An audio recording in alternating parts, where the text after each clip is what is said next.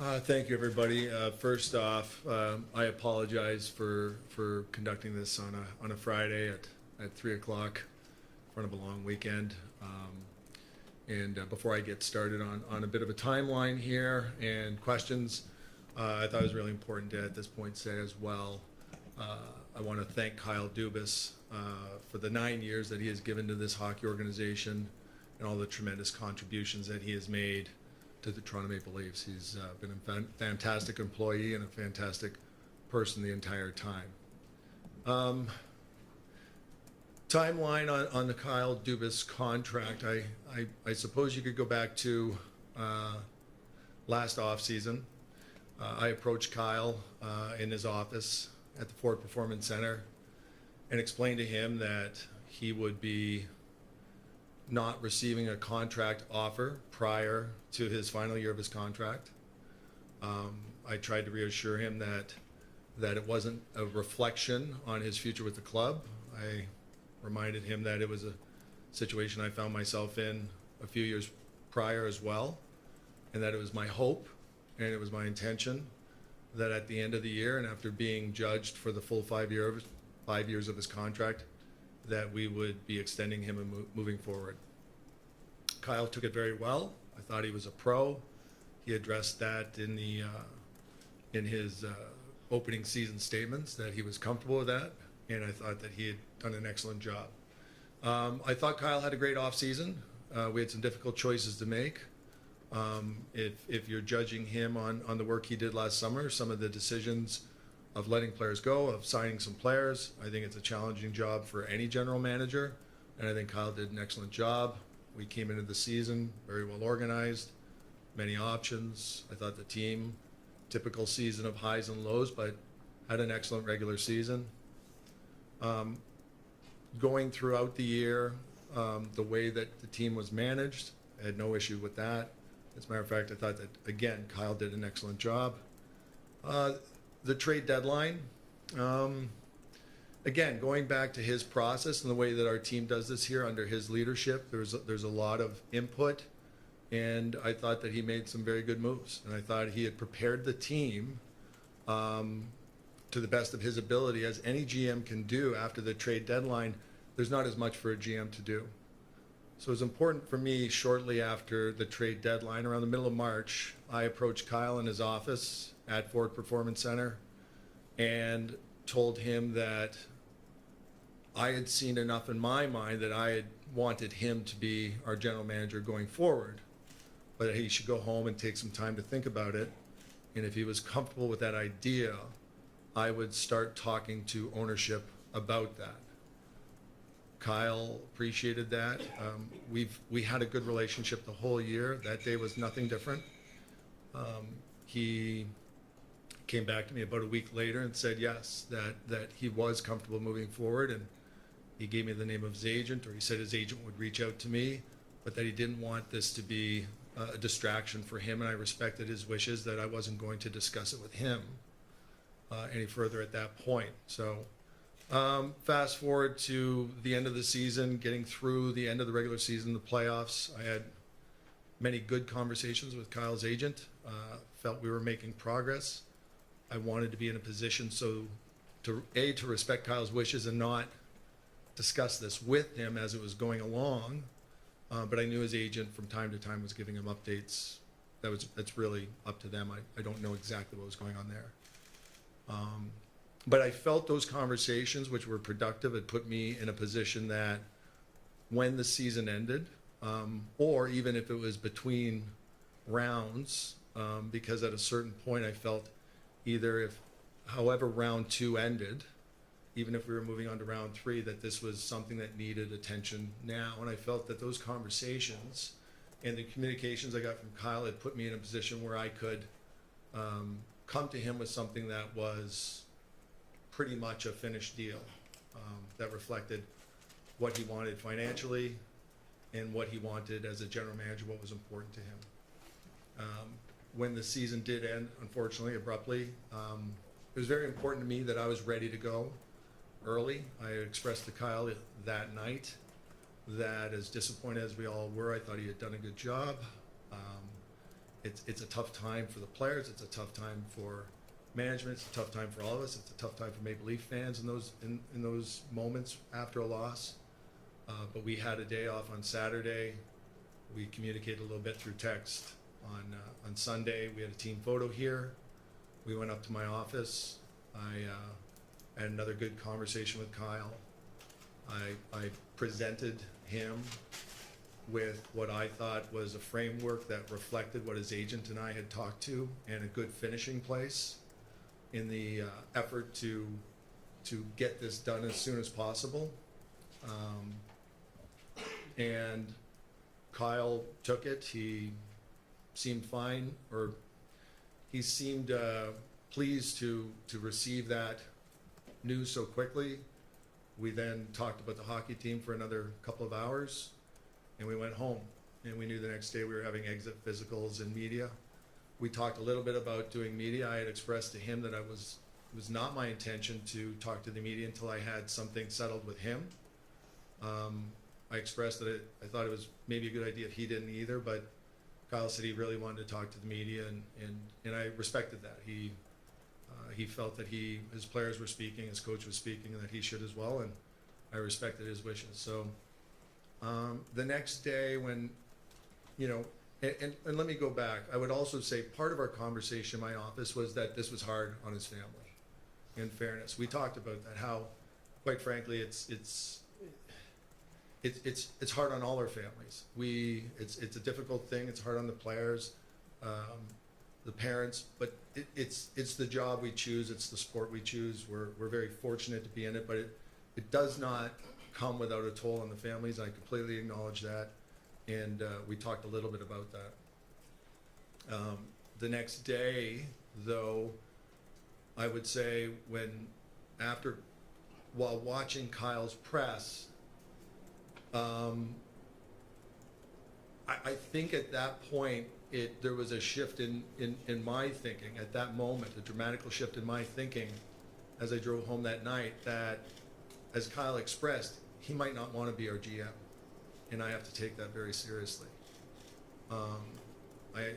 As I had said to him the day before, I understood those feelings and the pressure that players are under, the pressure that management, coaches, family members are under, but it was a very real possibility for me at that point that I would be needing to look somewhere else.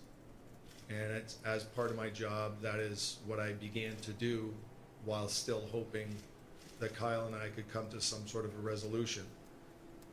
What I would say then was, in the next few days, I didn't get any more clarity. Tuesday, Wednesday, Tuesday, Kyle and I did not meet privately. On Wednesday, we did meet privately, and we discussed this again for a long time. I had probably more questions than answers, and I did not have clarity. It further made me feel that there's a strong possibility that rightfully anyone's right to do so, he might not want to be the general manager of the Toronto Maple Leafs. So my focus then again continued toward the path of, what do we look like next year with a different general manager? To Thursday, the next day, Kyle had said that his agent was going to call me, and that he would reach out to me as well.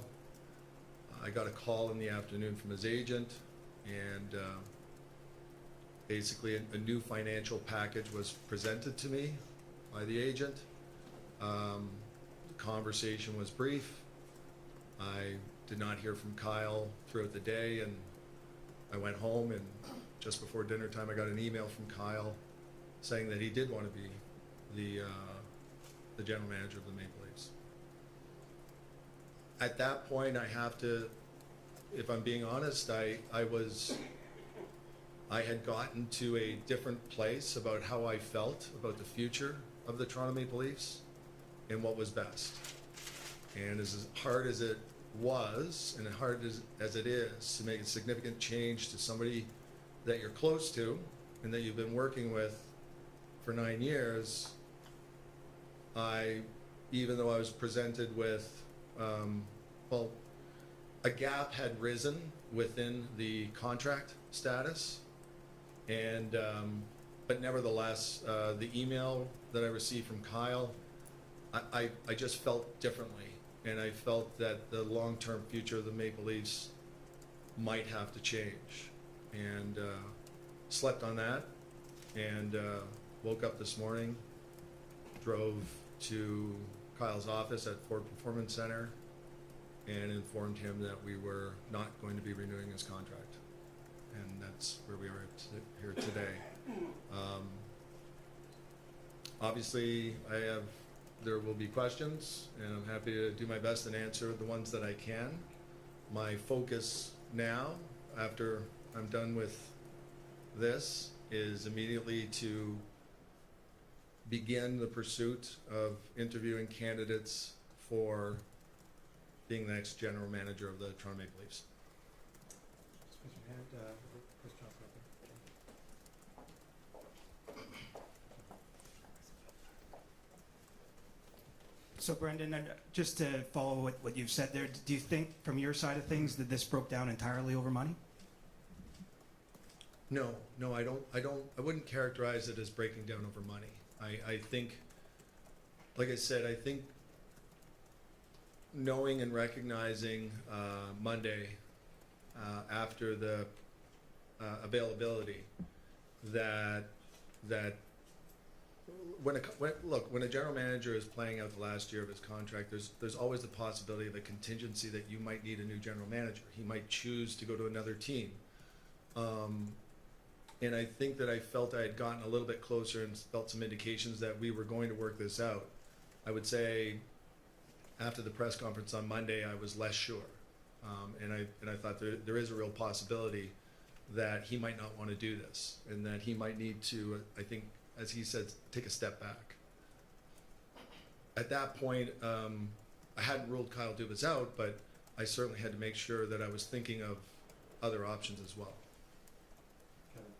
Now, Brendan, you said at one point you realized the future of the Maple Leafs have to change in reference to moving on from Kyle. Does that mean you look for a different kind of general manager, like a person with a different kind of vision for the team? Or what are you looking for in your next guy? Well, what I would say is that I'm going to be open-minded to who that person can be. I want to be open-minded to all candidates. Certainly having an experienced general manager would be an attractive quality. How much of this decision was yours alone versus getting input from the board and ownership on letting Kyle go? Well, I think in any organization, and ours is no different, on decisions as big as this, it is something that you communicate with your bosses. But this was ultimately my decision.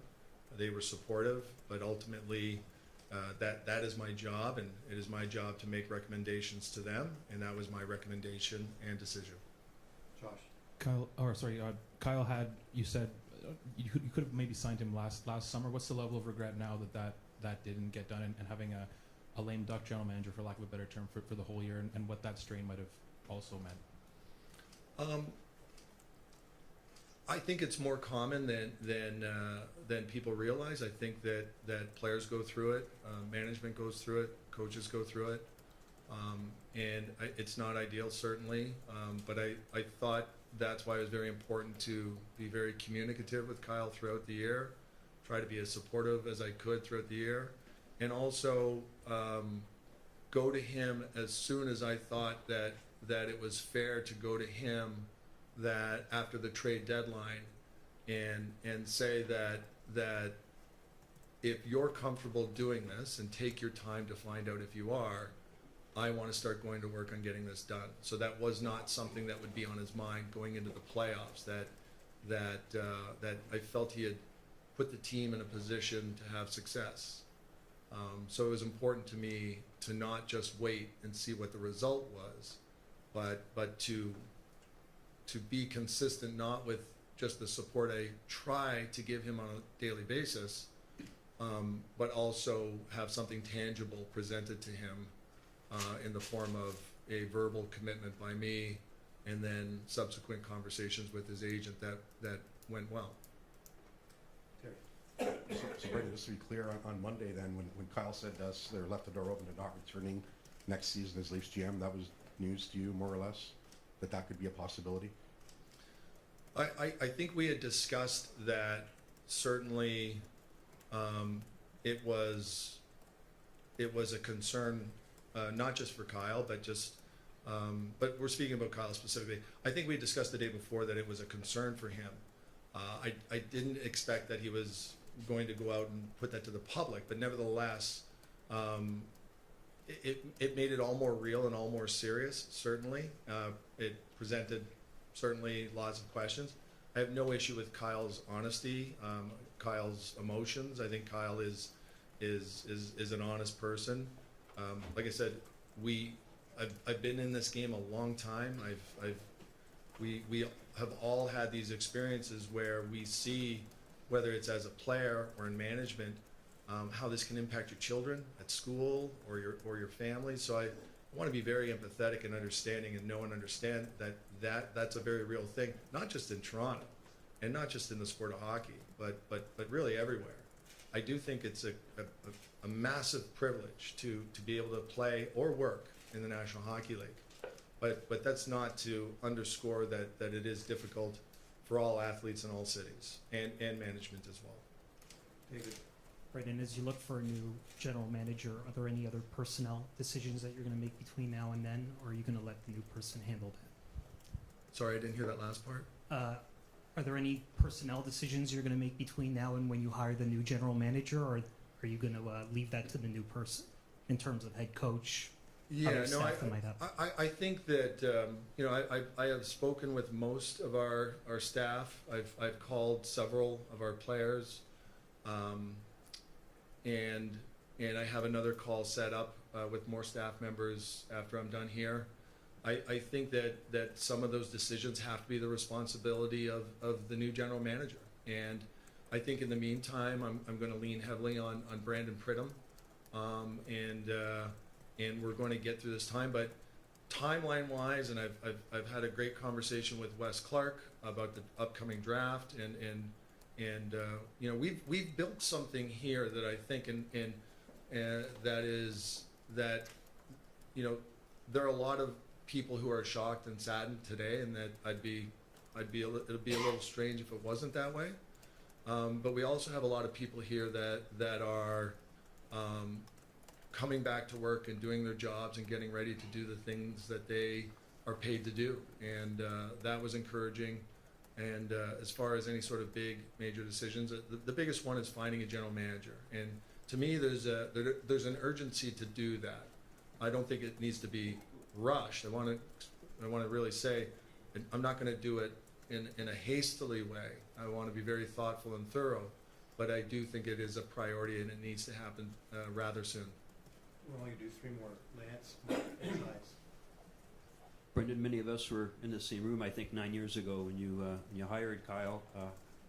What can you say about where it ended up, and how disappointing is this to you on a personal level? You put your neck out for him a few times, went past other candidates and tried to stay with him.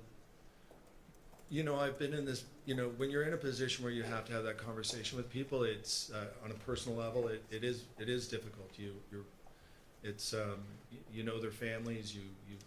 It is a difficult thing, but it is part of the job. It is part of the responsibility that you take on, and I don't see Kyle at all, or Kyle coming here as a failure in any way. Kyle was instrumental in where this organization is today. I've got to think about how do we get where we want to go in the future, and what are the best ways for us to be better, and what are new ideas and new thoughts. But from that time back in 2014, Lance, to now, it's a journey, and not just Kyle, but other people who are along for parts of that journey. If we finally get, and we're determined to get to where we need to get to, those people will all have their fingerprints on that journey, and all be major contributors, and that's what makes me thankful, not just for Kyle, but for a lot of the people who have helped along the way. Mark. Brendan, in his comments on Monday, Kyle mentioned that if he had remained, he may have to, adjust his plan. What was your takeaway from the way this season ended, and what do you see as being needed to help this group get over the hump moving forward? Well, I don't want to get ahead of that, and again, I want to speak to new candidates. I certainly have some thoughts and opinions, but I've always the way that it's always worked here, whether you're president of the team or you're pro scouts, like we've had a very sort of open atmosphere where people can state their opinions to the general manager, and the general manager makes decisions. That's the way it has been. It's how I expect it to be going forward. We want to support the GM. The GM and the coach and the players, they're forward facing the most. The most pressure is on them. So I think that when it comes to that, certainly what I took from Kyle's comments were accurate and honest, which is, without making any promises, we will look at everything in the organization and try to make decisions that will make us better. And that might be on a not on the timeline that everybody wants.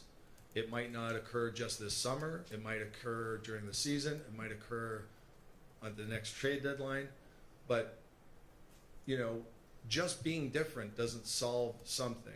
And me removing Kyle from the position of general manager isn't the solution. It's finding something that is a better fit, that is a solution, and it's the same on the ice. And I think that's what Kyle was saying was, and I don't know how you argue with that if we find a way to make an improvement on the ice, then we have to explore that. That wasn't directed at any one player or any one position or at any job specifically. We are every single year looking to get better, and sometimes we're successful and sometimes we're not, but that is always the goal. Last question, guys. You mentioned Brandon Pridham. Is he a candidate in your search here? And the other thing is, I mean, it's not just a draft. You've got contract issues coming up with Nylander, with Austin Matthews, and there's deadlines coming up. I mean, how difficult is it to spread around those things? Because those are things that can't wait, even if there is a prolongated process to look for a new GM. Yeah, and I think to answer your first question, I'm not ruling anybody out at this point. I think we'll have all those conversations. As I said to you, I've told you what some of the things that would be attractive to me, but I'm not ruling out any possibilities in a future general manager. And then we have to get to work. And Brandon's a great example of a guy that has excellent relationships with agents and players and getting ready for the draft. So we have a staff in place. We have a staff that certainly feels wounded today, as we all do and as we all should. But we also have a staff that is professional and ready to do the job and prepared to do the job. And hopefully we find a general manager as soon as possible, and somebody that fits what we're looking for and can help the Toronto Maple Leafs get to the next level. Because as we saw this year, the goal wasn't just to get past the first round and everything gets easier. You get past the first round and you lose a very closely fought series in the second round, and it's devastating, as it should be, and it's hard, and people are impacted and affected. But the reality is, it doesn't get easier in the third round. It doesn't get easier by going to the finals. There's only one team that it's easy for at the end of the year, and that's the winner. So we learned this year by successfully getting out of the first round that there is no nice summer or finish line just for having partial success. And quite frankly, what we've learned here as a group, many of them for the first time, the second round doesn't make it feel better. And the news that's coming, if we are lucky enough to keep improving and keep getting better, is it only gets harder. The pressure only mounts. The ability to make decisions under pressure only gets harder as you get to the third round, as you get to the fourth round. Your decisions are more impactful and have more of an impact on the fan base as you get deeper into the playoffs. Thanks, everybody. Thank you, everybody.